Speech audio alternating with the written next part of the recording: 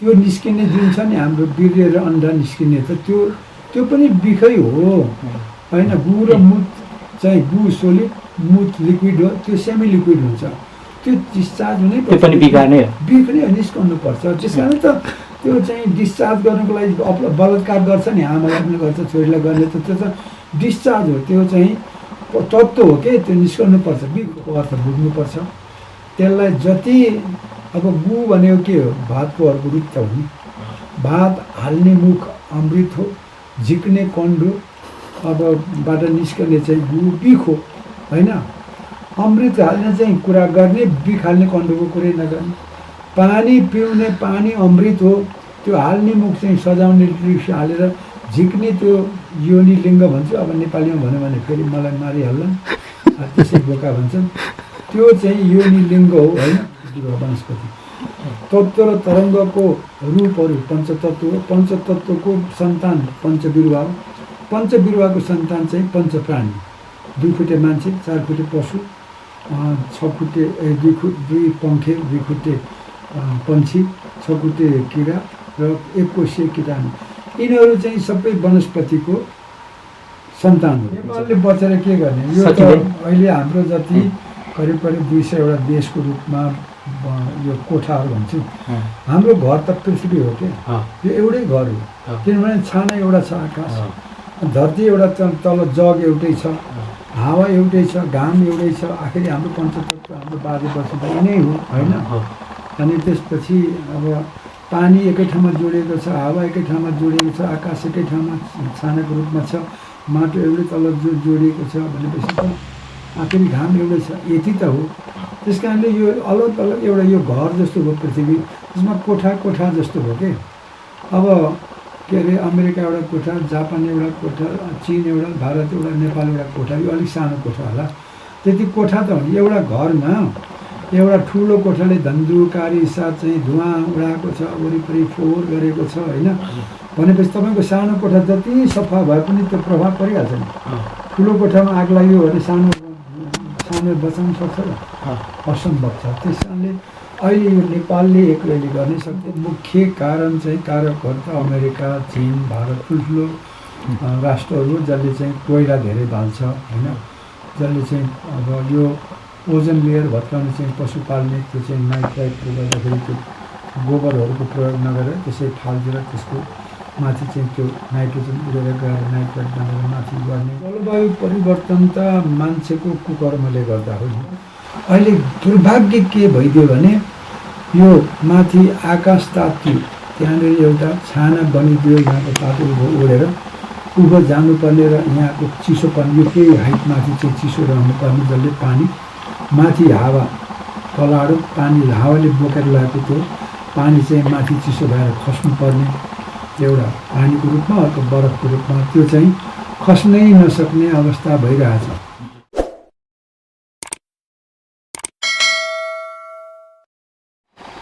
दर्शकवृन्द नमस्कार। एसएम नेपालमा तपाईँहरूलाई स्वागत छ। यस हाम्रो एसएम नेपालमा विभिन्न व्यक्तिहरूसँग रह्यो विभिन्न क्षेत्रका कुराकानीहरू गर्ने गर्छौँ। यसै क्रममा आज चाहिँ तपाईँहरूको एउटा एकजना यस्तो मूर्धन्य व्यक्ति हुनुहुन्छ, स्पेसल गेस्ट फ्रेममा देखिराख्नु भएको छ। उहाँ हुनुहुन्छ एकदमै कृषि वैज्ञानिक हालका अहिलेका जल्दो बल्दो नेता पनि हुनुहुन्छ। अहिले अझै एउटा देशलाई परिवर्तन हुनुपर्छ र देशका जनताहरूले सबैले खाना पाउनुपर्छ र सबैले लाउनु पर्नुपर्छ।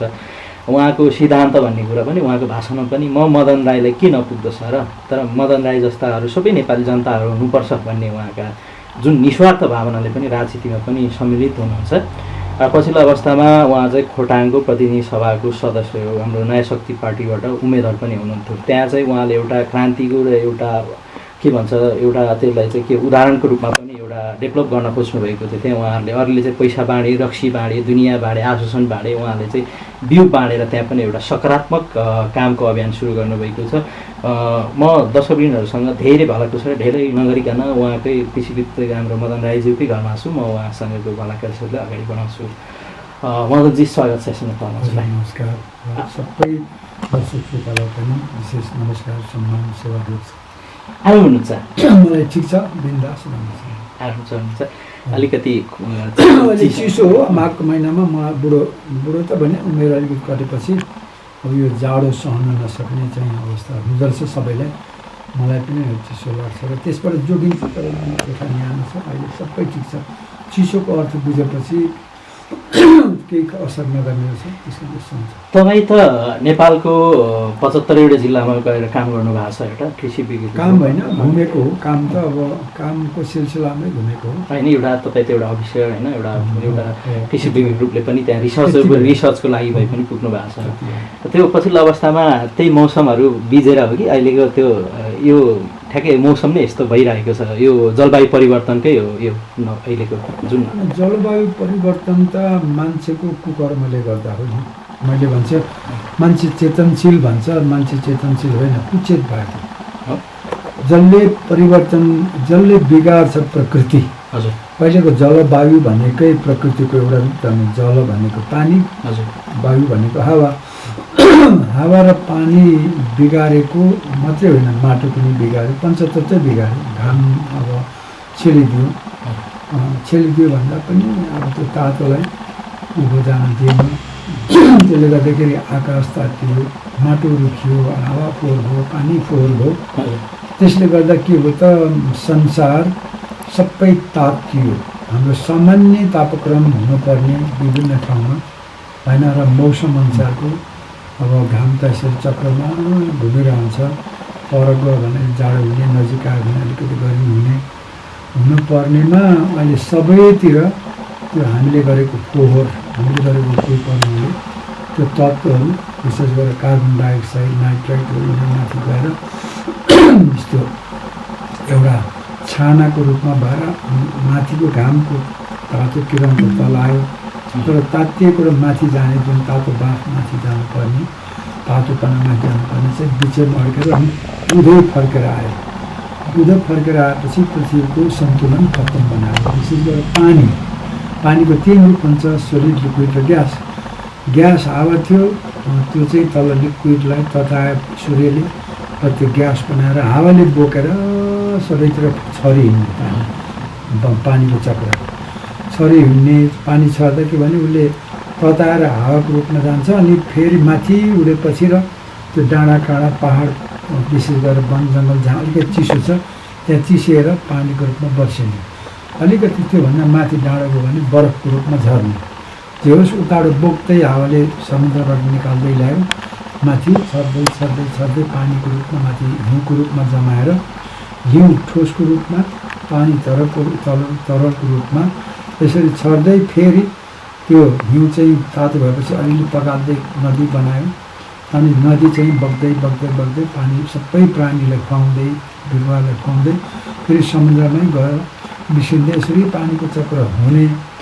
अब यो चाहिँ सामान्य रूपमा चिसो तातो हुने अवस्था थियो। तर अहिले दुर्भाग्य के भइदियो भने यो माथि आकाश तातियो, त्यहाँनिर एउटा छाना बनिदियो, यहाँको तातो ओढेर उँभो जानुपर्ने र यहाँको चिसोपन यो केही हाइटमाथि चाहिँ चिसो रहनुपर्ने, जसले पानी माथि हावा तलाडो पानी हावाले बोकेर ल्याएको त्यो पानी चाहिँ माथि चिसो भएर खस्नुपर्ने एउटा पानीको रूपमा, अर्को बरफको रूपमा, त्यो चाहिँ खस्नै नसक्ने अवस्था भइरहेछ। र अर्को चाहिँ के अरे यो चाहिँ अर्को कुरा के भइदियो भने अब माथि तातिएपछि पहिलो डेन्जरस कुरा चाहिँ भएको हिउँको पानी छ नि। तातो भएपछि त पानी पग्लिन्छ, हिउँ पग्लिन्छ। अब यो माथि यहाँ छाना बनिँदाखेरि उँभो तातो जानु पाएन, तलै तातो फर्केर आएपछि यहाँ भएको हिमालमा अथवा हिउँ जम्ने माथि जुन अब उत्तरी ध्रुवमा छ, दक्षिण ध्रुवको त्यो चिसो हिउँको रूपमा रहेको अथवा ठोसको रूपमा रहेको पानी चाहिँ पग्लियो। पग्लिनेपछि हिउँ जुन पानी चाहिँ स्टोर हो नि, हिउँको पहाड हिउँको जुन छ त्यो त ताजा पानीको चाहिँ भण्डार हो। त्यो सबै पग्लेर तल जाने भयो, हिमाल सबै पग्लिने भयो। त्यसले गर्दाखेरि अब त्यो हिउँको पानी रहेन भने त भोलि गएर पानीमा क्राइसिस हुन्छ। र त्यो पनि यति धेरै छ कि त्यो पानी तल समुद्रमा जाँदाखेरि त्यसले समुद्रको उचाइ माथि हुने। 200 मिटर उचाइमा गयो भने पनि सबै पानी माथि सकिएपछि पानी क्राइसिस भयो नदीहरूमा। तल समुद्रमा गएपछि कति धेरै राष्ट्रहरू त संयुक्त राष्ट्र त अहिले भनौँ न कम्तीमा 50औं राष्ट्र त समुद्रको तटमा छ, तर डुब्ने भयो। मान्छे भागे पनि सहर त डुब्ने भयो, कति धेरै आर्थिक क्षति हुँदै जान्छ होइन। त्यस कारणले त्यो त अनि पानी सकिने भयो, पानीको क्राइसिसमा अर्को त्योभन्दा ठुलो क्राइसिस त के भने पानी तातिएपछि बाफिएपछि माथि पुरा हावाले त बोकिलाने भयो, तर त्यो चिसो हुनै नपाउने भयो, माथि पनि तातो हुने भयो कि। अनि त्यसले गर्दाखेरि वर्षा नै नहुने भयो, हिउँ त पुरै आउनु पर्ने, हिउँ पर्ने र वर्षा हुने नभएपछि पानी ताजा पानी समाप्त हुन्छ, सुक्छ कि। हामी प्राणी जति बिरुवादेखि हामी सबै मान्छे पशु पक्षी केरा किटाणु सबै प्राणी सुकेर जान्छ, मर्छौँ हामी, डुब्छौँ, सुक्छौँ। अनि 40 डिग्री 50 डिग्री भइरहेको ठाउँमा जुन तातो ठाउँमा त 20 डिग्री मात्रै बढ्यो भने पनि 60-70मा पुग्छौँ। त्यस्तो हुने बित्तिकै त मान्छे त डढेर मर्छ। त्यस कारण अहिले त्यो हाम्रो जस्तो विकासोन्मुख देश छ होइन, त्यो चाहिँ नेपालले चाहिँ यो जलवायु परिवर्तनले चाहिँ नेपालले चाहिँ कस्तो असर पुऱ्याउला तपाईँको? जलवायु परिवर्तनको मुख्य कारण चाहिँ कारकहरू त अमेरिका, चीन, भारत ठुल्ठुलो राष्ट्रहरू जसले चाहिँ कोइला धेरै बाल्छ होइन, जसले चाहिँ अब यो ओजन लेयर भत्काउने चाहिँ पशु पाल्ने त्यो चाहिँ नाइट्राइटले गर्दाखेरि त्यो गोबरहरूको प्रयोग नगरेर त्यसै फाल्देर त्यसको माथि चाहिँ त्यो नाइट्रोजन उडेर गएर नाइट्राइट बनाएर माथि गर्ने। अनि जहाँ जहाँ एसी बाल्छ नि, यो एयर कन्डिसनर बालेर चाहिँ त्यसको त्यो सिएफएल भन्छ, क्लोरोफ्लोरोकार्बनहरू, सिएफसी, यो चाहिँ माथि जाने सबै यिनीहरू चाहिँ ठुलो धनी मान्छेहरूले गर्छ। नेपालीहरूले चाहिँ अब अलिअलि चाहिँ युरिया हालेर पानीबाट अथवा कहाँबाट त्यो पोल्युसनमा ग्लोबल वार्मिङमा नेपालको एकदमै थोरै छ। अझै योगदान चाहिँ राम्रो छ, किनभने राम्रो पक्षमा घटाउनुमा योगदान छ, किनभने वन जङ्गल भएको हुनाले त्यसले कार्बन डाइअक्साइड चाहिँ वन जङ्गलले खान्छ र त्यो चाहिँ ग्लोबल वार्मिङलाई अझै कम गरेको छ। तर अब विदेशीको ठुल्ठुलो धनी राष्ट्रहरूले चाहिँ भस्मासुको खतम बनाएर हामीलाई दुःख भएको छ। जस्तै तपाईँले एउटा ग्लोबल वार्मिङको कुराहरू त एउटा चुनौतीको विषय पनि बनाएको छ, हजुरले भनिने प्रश्न नै पारिसक्नुभयो होइन। यो विशेष गरी चाहिँ यो हामीले चाहिँ यसबाट बच्न र होइन नेपाललाई चाहिँ यसबाट बचाउन चाहिँ के उपायहरू अपनाउनु सक्छ? नेपालले बचेर के गर्ने? यो त अहिले हाम्रो जति करिब 200 वटा देशको रूपमा यो कोठाहरू भन्छौँ, हाम्रो घर त पृथ्वी हो क्या, यो एउटै घर हो। किनभने छाना एउटा छ, आकाश धरती एउटा तल जग एउटै छ, हावा एउटै छ, घाम एउटै छ। आखिर हाम्रो पञ्चतत्व हाम्रो बाजे बसुधा यिनै हो होइन। अनि त्यसपछि अब पानी एकै ठाउँमा जोडिएको छ, हावा एकै ठाउँमा जोडिएको छ, आकाश एकै ठाउँमा छानाको रूपमा छ, माटो एउटै तल जोडिएको छ भनेपछि त आखिर घाम एउटै छ, यति त हो। त्यस कारणले यो अलग अलग एउटा यो घर जस्तो भयो पृथ्वी, त्यसमा कोठा कोठा जस्तो भयो कि। अब के अरे अमेरिका एउटा कोठा, जापान एउटा कोठा, चीन एउटा, भारत एउटा, नेपाल एउटा कोठा, यो अलिक सानो कोठा होला, त्यति कोठा त हो नि। एउटा घरमा एउटा ठुलो कोठाले धन्धुकारी साथ चाहिँ धुवाँ उडाएको छ, वरिपरि फोहोर गरेको छ होइन, भनेपछि तपाईँको सानो कोठा जति सफा भए पनि त्यो प्रभाव परिहाल्छ नि। ठुलो कोठामा आग लाग्यो भने सानो बचाउन सक्छ र? असम्भव छ। त्यस कारणले अहिले यो नेपालले एक्लैले गर्नै सक्दैन। सबै मान्छेले अहिले जुन यो चाहिँ प्रदूषण गरिरहेको छ, विशेष गरेर यही मान्छेको जुन उपभोग गर्ने वस्तुहरू उत्पादनमा अब मान्छेले प्रयोग गरिरहेको जति पनि कुराहरू छ, विशेष गरेर कोइला बाल्ने, कार्बन डाइअक्साइड निकाल्ने जे पनि गतिविधि छ, त्यो चाहिँ रोक्नको निम्ति त्यो उत्पादन गर्ने। नेपालले त कति कोइला उत्पादन के अरे प्रयोग गर्छ र? मेरो विचारमा लाख टन पनि गर्दैन होला होइन, तर अब संसारले त अरब टन गर्छ। त्यसमा पनि पहिले सबभन्दा अमेरिका थियो, त्यसपछि अहिले चाइना होला, इन्डिया होला, उनीहरूले त अरबौँ टन गर्छन् एउटै देशले। जुन यो ग्लोबल वार्मिङको उहरू छ ठुला देशहरूले गर्दाखेरि होइन, साना देशहरूलाई पनि समस्यामा परिरहेको छ। ठुलो देश, बढी चाहिँ औद्योगिक देशहरू, बढी चाहिँ विलासी देशहरू, जसले चाहिँ विलासीको उपभोग्य सामान प्रयोग गर्छ।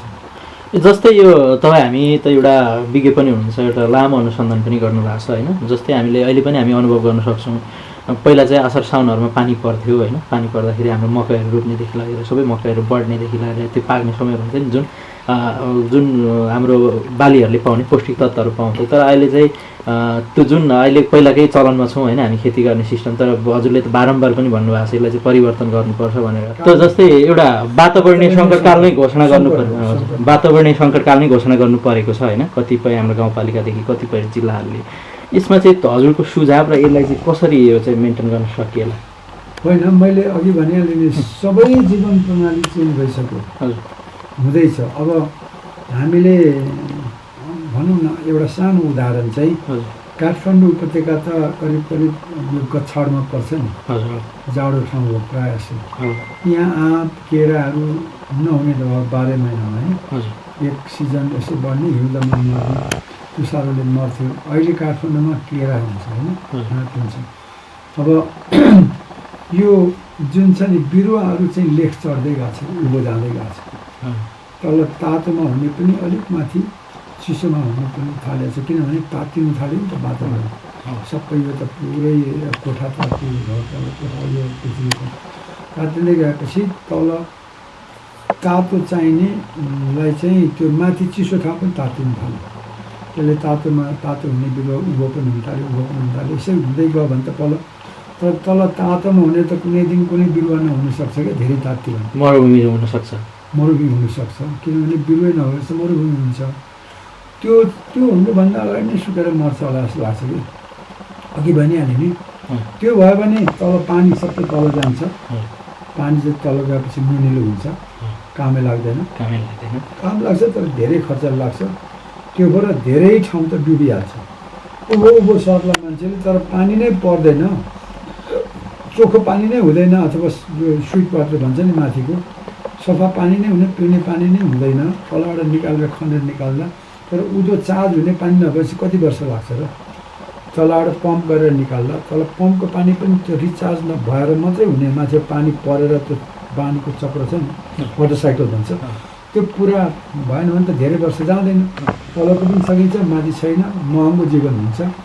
त्यस कारणले बालीहरू त मरुभूमि त स्वतै हुन्छ, सुकिहाल्छ नि, सुकेपछि त जम्मै मरुभूमि हुने हो, मान्छेले बाँच्दैन। अनि डढेरै मर्छ धेरै त, किनभने वो अलि चिसोमा जाला मान्छेले यति धेरै एक ठाउँमा थुप्रेला, तर त्यहाँ पानी बिनै मान्छे मर्छ जस्तो लाग्छ मेरो चाहिँ। अब त्यो के भन्छ, हिसाब गर्दाखेरि ठ्याक्क त्यो मिल्छ। जब सबै कुरा त तातो चिसोले अहिले चाहिँ हामीलाई नियन्त्रण गरेको छ, त्यो चाहिँ हावा र पानीको कुरा हो। घामले तताएर धेरै तातो भएपछि त पानीको अहिलेको चक्र तोडियो भनौँ न। अहिलेको जुन छ सामान्य चक्र छ नि, चिसो तातियो, माथि उडायो हावाले, अनि चिसायो, पानी झार्यो अलिकति, अनि त्यसपछि त्यो झार्दाखेरि पनि दुई खालको ठोस झार्यो, हिउँ भयो, तरल झार्यो, पानी भयो होइन। त्यसपछि तल त्यो बगाएर फेरि तल लग्यो, फेरि उँभो ल्यायो, त्यसरी पानीको चक्र हुने। त्यो त तोडिएपछि के भयो, उडेकै हुने भयो, झर्दै जाँदैन होइन। अनि अर्को कुरो, त्यसो भएपछि माथिको भएको जम्मै बगे गएर तल गएको हुने भयो। माथि खाली भएपछि उँभो तुरताल गर्ने चाहिँ त्यो जुन तलबाट जान पाएन, तलबाट जानै पाएन, माथि झर्दै झरेन नि। त्यसो माथि भएन, माथि नभएपछि माथिबाट पानी नआएपछि त हामी कोही पनि बाँचेन होइन, पानी नै पर्दैन। माथि भनेको आकाशबाट पनि हो, माथिल्लो भेग पनि हो, माथिल्लो भेग जुन ठाउँमा चिसो छ, हिमाल जहाँ चिसो छ, पहाड सम्मै तल समुद्रकै छेउमा त्यो उत्तरी गोलार्धमा त चिसो छ नि त। त्यो सबै तातिएपछि त त्यहाँ हिउँ नरहेपछि हामीले चिसो पानी अथवा सफा पानी खानु पाउँदैनौँ, प्राणीहरूले बिरुवाले। त्यसैले ओभरअल मरुभूमि हुन्छ पहिला, अनि सुकेर मर्छन्, अनि त्यसपछि धेरै त तलतिर यस्तै ग्लोबल वार्मिङ बढेर जाने हो भने हाम्रो मानव जगतको चाहिँ अलि आयुहरू चाहिँ निकै कम्ती हुन्छ। मैले हकिन्सले त 200 वर्ष भनेको छ, 100 देखि 200 वर्षमा सकिन्छ भनेको छ। मैले भनेको 500 देखि 1000 वर्ष, बढीमा 1000 वर्ष, नत्र 500 वर्षमा प्राणी नै खत्तम हुन्छ, प्राणी जगतै खत्तम हुन्छ। मुख्य कुरो हाम्रो यही हाम्रो अज्ञानता, अल्प ज्ञानले गर्दा र हाम्रो कुविचारले गर्दाखेरि जगत बुझेर, जुन हामीले त हजुरको भाषामा भन्नु पर्दाखेरि जुन अहिलेको पृथ्वीको नष्ट मान्छे आफैले गरिरहेको छ होइन। मान्छे त हो नि, मैले चाहिँ मान्छे चाहिँ चेतनशील भन्छ, पशु चाहिँ चेतनशील छैन भन्छ कि। मान्छे चेतनशील होइन रहेछ, कुचेत भएको असाध्य खराब प्राणी रहेछ। म तपाईँलाई फेरि पनि कसरी भन्छु भने यो संसार चाहिँ तत्त्वले बनेको छ क्या, तत्त्व र तरङ्गले। तत्त्व तरङ्ग, तत्त्व भनेको म्याटर हो, तरङ्ग भनेको वेभ हो होइन। जस्तो तत्त्व भनेको तपाईँ शरीर हो, मन भनेको तपाईँको तरङ्ग हो होइन। जस्तो मेरो आवाज तरङ्ग हो, मेरो आवाज देख्न सक्नुहुन्छ? सकिँदैन।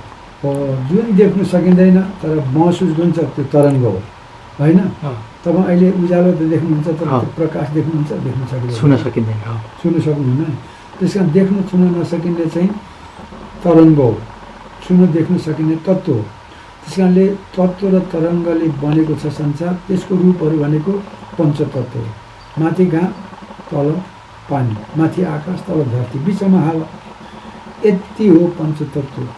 र यसको चाहिँ छोराछोरी पञ्चबिरुवा, रुख बिरुवा अग्लो हुन्छ। जहिले पनि जम्मैलाई भनिरहेको छु किनकि सबै यसैमा सम्बन्धित छ। पोथरा त्योभन्दा सानो रुख हो, अनि भुइँ बिरुवा तलै भुइँमै हुन्छ, 1 मिटर 1.5 मिटर 2 मिटरसम्मको अग्लो, त्यति मात्रै हो। त्यसमध्येमा फुल्ने र नफुल्ने हुन्छ 5 खालको बिरुवा वनस्पति। तत्त्व र तरङ्गको रूपहरू पञ्चतत्त्व हो। पञ्चतत्त्वको सन्तान पञ्चबिरुवा हो। पञ्चबिरुवाको सन्तान चाहिँ पञ्चप्राणी, 2 खुट्टे मान्छे, 4 खुट्टे पशु, 6 खुट्टे 2 पङ्खे, 2 खुट्टे पन्छी, 6 खुट्टे किरा र 1 कोषीय कीटाणु।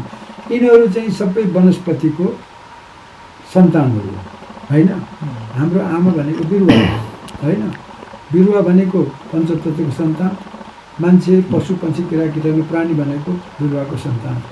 यति र हामी चाहिँ 5वटा अङ्ग भएको मान्छे होइन, ज्ञानेन्द्रिय र कर्मेन्द्रिय भएको यति नै हो। र यसमध्येमा सबैभन्दा धन्धुकारी मान्छे के अरे धन्धुकारी प्राणी चाहिँ मान्छे हो। उसले जम्मै बिगार मात्रै गरेको छ। पशुहरू सबै चेतनशील छ, पन्छीहरू सबै चेतनशील छ, प्रकृति बिगार्दैन, उनीहरू कुचेतमा छैन।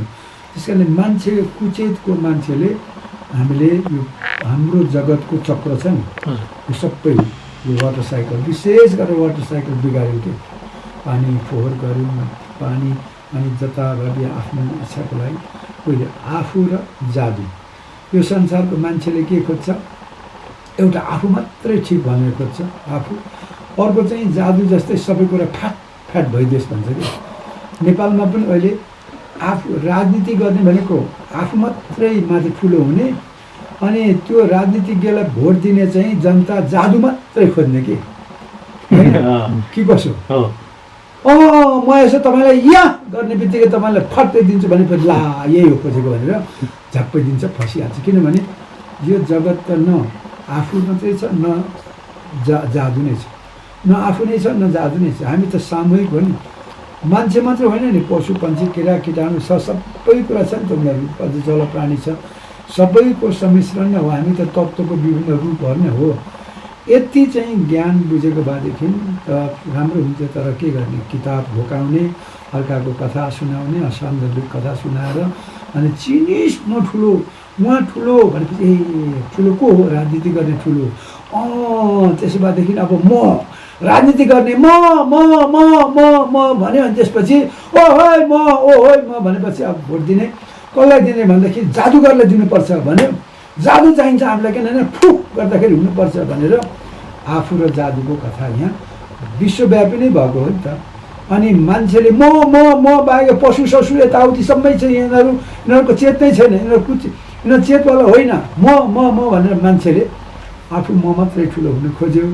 अनि सबै मान्छेले फेरि जादु जस्तो हुनुपर्छ, फट फट फट फट हुनुपर्छ भनेर नेपालमा पनि संसारमा पनि यो आफू र जादुको कुराले गर्दाखेरि हामी सबै जुन जगतमा बिग ब्याङमा बनेको यो चाहिँ प्रकृतिको चक्र छ नि, बनेको चक्र ठ्याक्कै यसरी अलि वाटर साइकल, पानी चक्रदेखि लिएर सबै यो तत्त्व चक्र, अर्ग्यान टु अर्ग्यान, बिरुवाले हामीलाई सबै, हामी त सबै बिरुवामा बाँच्छौँ नि त।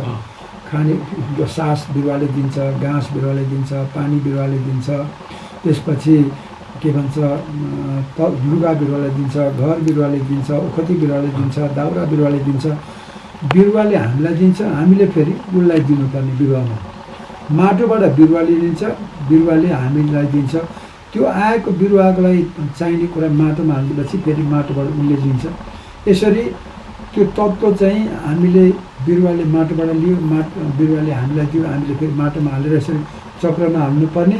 के गर्यौँ हामीले सेफ्टी ट्याङ्कमा हाल्यौँ होइन, गु र मुत हो खासमा। सेफ्टी ट्याङ्कमा हालेपछि त्यो तत्त्व नाश भएन, बनाउनु पनि सकेन। त्यो चाहिँ प्रयोगमा आएन। कहाँ गयो, बागमतीमा गयो अथवा खोलामा गयो, खोलाबाट फेरि बगेर कहाँ गयो, समुद्रमा गयो। सबै माटोको जति माटोमा अब त्यो त तत्त्व माटोमा नयाँ बनाउनु सक्दैन, पुर्ताल गर्नु पऱ्यो, पुर्ताल भएन, माटो रुखियो होइन, रुखो भएपछि बिरुवा भएन। अनि सबै अनि त्यो बिरुवा माटो खोज्नुलाई, त्यहाँ मल खोज्नुको लागि चाहिँ मल्याउनुको लागि हावामा चाहिँ नाइट्रोजन खोजे, अप्राकृतिक हो। अनि कता कता कता फस्फरस खोज्दै, पोटास खोज्दै हिँड्ने, खन्दै हिँड्ने त्यो खानीहरूमा, त्यहाँ दुलो पऱ्यो, त्यहाँबाट चाहिँ त्यो सकिँदै गयो। अनि त्यो तल थुप्रिँदै गयो समुद्रमा। ती जम्मै तत्त्वहरू नाइट्रोजन, फस्फरस, पोटास, क्याल्सियम सबै तल समुद्रमा थुप्रिँदै गयो। समुद्रमा बढ्दा नाइट्रोजन भएर जम्मै त्यहाँको जलप्राणी मऱ्यो। यहाँ कम भएर चाहिँ हावाको यहाँ ल्याउँदा बिग्रियो, खानीको सबै सकिँदै गयो, खाल्डो पर्दै गयो। 50 वर्षसम्म फस्फरसै पाइँदैन, पाइन्छ तर समुद्रमा छ होइन। अब समुद्रबाट निकालेर अहिले के अरे खानीबाट निकाल्दा 20 रुपियाँ किलो पर्थ्यो भने समुद्रबाट निकाल्दा 20,000 पर्छ या 2,000 पर्छ। अब जीवन के हुन्छ? अनि त्यसपछि फेरि पानीको चक्र खत्तम हुँदाखेरि ऊ चक्रमा गएर यो के भन्न चेत भएको मान्छे, म चाहिँ 4 खुट्टे 2 पङ्खे 6 खुट्टे किरा कीटाणु र मान्छे पशुहरू चाहिँ चेतनशील प्राणी हो। मान्छे चुतिया पुतिया चाहिँ कुचेतको हो। कुचेत यही हो, जगत बिगारेको छ भन्छु। मलाई त अब थुप्रैले बोका भन्छन्, थुप्रैले पागल भन्छन्। म पागलको निष्कर्ष चाहिँ मान्छे कुचेतको हो। पशुमा चेत छ, किनभने उसले सबै कुरा, सन्तान जन्माउँछ, हुर्काउँछ, कति राम्रो प्रकृतिमा उसले दिशा गर्छ, खुवाउँछ, पिलाउँछ अनि आफू खान्छ। प्रकृतिको चक्र बिगारेको छैन पशु पन्छीले। कुचेत भन्छु, ऊ चाहिँ मलाई उसले चेतनशील भन्छु। सबै कर्म गर्छ नि, सन्तान जन्माउने, खुवाउने, सबैलाई मल बनाउने, सबै।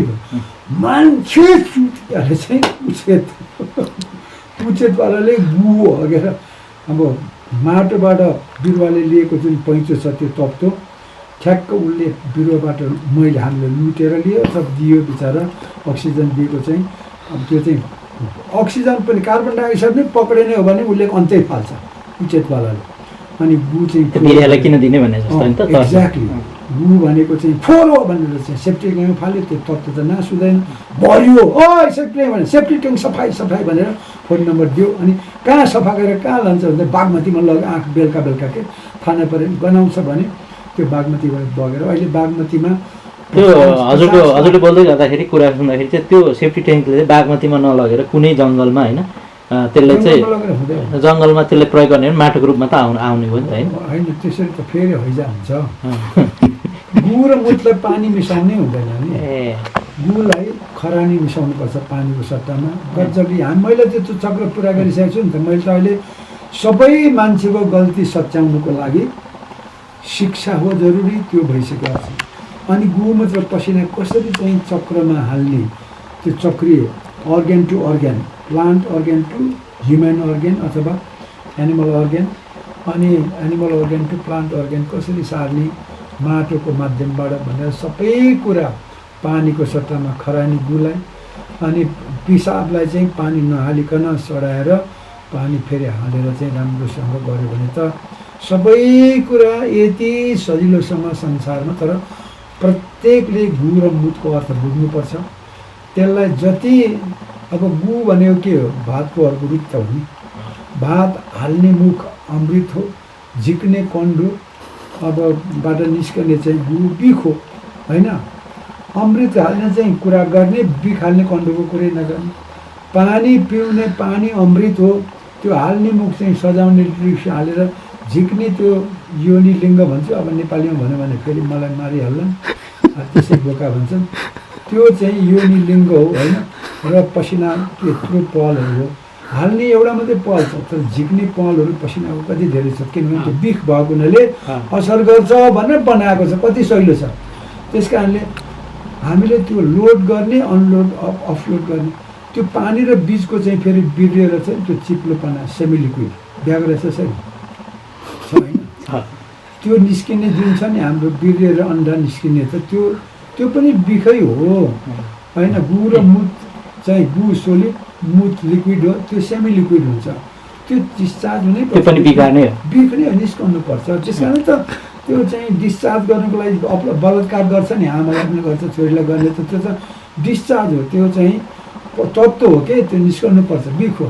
अब पिसाब नगरिकन मान्छे बस्नु सक्छ? दिशा नगरिकन बस्नु सक्छ? त्यस्तै हो, त्यो पनि नगरिकन भनौँ न कि चाहिँ साह्रै नै हुनु पर्यो, नगरिकन पनि सक्छ थोरै भएको हुनाले। तर यो कुरा पनि त्यो प्रकृति सत्य हो नि, तत्त्वको चक्र हो, यसरी चक्रमा घुमिरहनुपर्छ भन्ने मेरो चाहिँ त्यो सबै अहिले जलवायु परिवर्तनको मान्छेको अहिले जति पनि विकृति आएको छ, असन्तुलन तत्त्वको के भन्छ, तत्त्वलाई चाहिँ के भयो विस्थापित गर्यो। माटोमा जानुपर्ने माटोबाट लिएको हाम्रो तत्त्व, हाम्रो पहिला जहिले पनि भन्थ्यो नि, जहाँ पनि पहाडको बुढाबुढीले यहाँ काठमाडौँ पनि